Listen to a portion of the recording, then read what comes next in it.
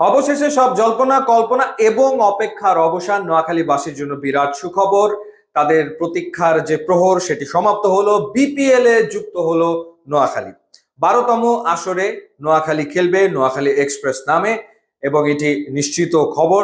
সিদ্ধান্ত নিয়ে ফেলেছে বিপিএল এর গভর্নিং কাউন্সিল। তবে যেই প্রতিষ্ঠানটা নোয়াখালীর ফ্র্যাঞ্চাইজি পাওয়ার জন্য আবেদন করেছিল বাংলা মার্ট, তাদেরকে দলটা দেওয়া হয়নি, দেওয়া হয়েছে দেশ ট্রাভেলসকে, যারা আসলে প্রথমে আবেদন করেছিল রাজশাহীর ফ্র্যাঞ্চাইজি পাওয়ার জন্য। কিন্তু যেহেতু নাবিল গ্রুপকে রাজশাহীর ফ্র্যাঞ্চাইজি দেওয়া হয়েছে, সেই কারণে তারা বাদ পড়ে গিয়েছিল। এরপরে তো নাটক নাটক নাটক চলতেই থাকলো। অর্থাৎ কেউ ব্যাংক গ্যারান্টি জমা দেয় না, 10 কোটি টাকার ব্যাংক গ্যারান্টি কেউই জমা দিচ্ছিল না, আংশিক আংশিক করে জমা দিচ্ছিল।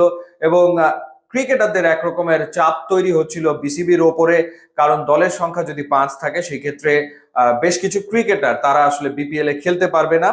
তো সেই প্রেক্ষিতে ক্রিকেটারদের চাপের মুখে বিসিবি সিদ্ধান্ত নেয় আরো একটা দল বাড়ানো। সে কারণেই ইনক্লুড করা হচ্ছে নোয়াখালীকে এবং দেশ ট্রাভেলস, তারা এই ফ্র্যাঞ্চাইজিটি পেয়েছে। এটি যেমন নিশ্চিত খবর, এখনো অনিশ্চয়তা কাটেনি চট্টগ্রাম রয়্যালসকে নিয়ে।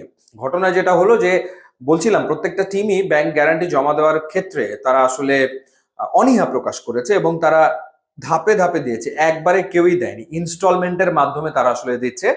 এবং এখন যে খবর সেটা হলো বৃহস্পতিবারের ভেতরে ব্যাংক গ্যারান্টি পুরোটা দিতেই হবে, তা না হলে ফ্র্যাঞ্চাইজি বাতিল হবে। এবং চট্টগ্রামের ক্ষেত্রে যেটা হয়েছে, তারা দুটো ইনস্টলমেন্ট এর ভিতরে দিয়েছে এবং যতটুকু শুনেছি যে 5 কোটি টাকা তারা দিয়ে ফেলেছে, আর বাকি 5 কোটি টাকা তাদেরকে বৃহস্পতিবারের ভেতরে দিতে হবে। সেই অপেক্ষাতে এখন বিপিএল এর গভর্নিং কাউন্সিল রয়েছে। যদি তারা দিতে পারে এই এই সময়ের ভেতরে, তাহলে তাদের ফ্র্যাঞ্চাইজি থাকবে। আর যদি তারা না পারে, সেই ক্ষেত্রে তাদের আর বিপিএল এ খেলা হবে না। অর্থাৎ চট্টগ্রাম রয়্যালস বাদ পড়তে চলেছে। সেই ক্ষেত্রে 5 দলের বিপিএল হবে। যদি চট্টগ্রাম সময় মতো এই ব্যাংক গ্যারান্টি দিতে পারে, তারা থাকবে। 6 দলের বিপিএল হবে এবং বিপিএল শুরুর সময় সেটিও পিছিয়ে গেছে। 19 ডিসেম্বর থেকে বিপিএল শুরু হওয়ার কথা ছিল, সেটা পিছিয়ে এখন 24 ডিসেম্বরে, 19 ডিসেম্বরের জায়গায় 26 ডিসেম্বরে এখন খেলা শুরু হবে। প্রথমে খেলা হবে সিলেটে, আর ফাইনাল হবে 24 জানুয়ারিতে। আর যদি চট্টগ্রাম তারা যদি ব্যাংক গ্যারান্টি দিতে না পারে, সেক্ষেত্রে খুলনা টাইগার্সকেও আনুষ্ঠানিকভাবে বিপিএল গভর্নিং কাউন্সিলের পক্ষ থেকে চিঠি দেওয়া হয়েছে যে তারা পার্টিসিপেট করবে কিনা।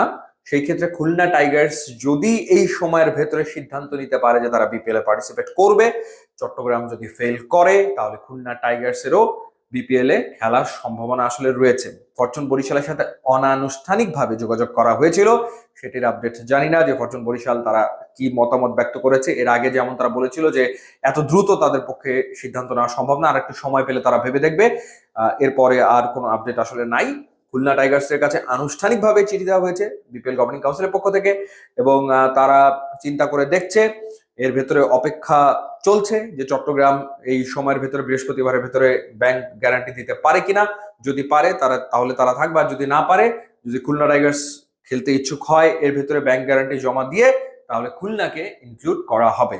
এখন পর্যন্ত অকশনের যে তারিখ 30 নভেম্বর, সেটিতেই রয়েছে, সেটিতেই ফিক্স রয়েছে বিপিএল গভর্নিং কাউন্সিল।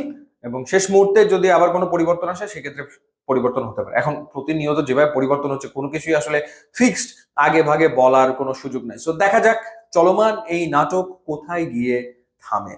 ইউটিউব এবং ইনস্টাগ্রাম লিঙ্ক দেওয়া আছে, আপনারা যদি যোগ দেন তাহলে খুবই খুশি হবো। And thanks for watching.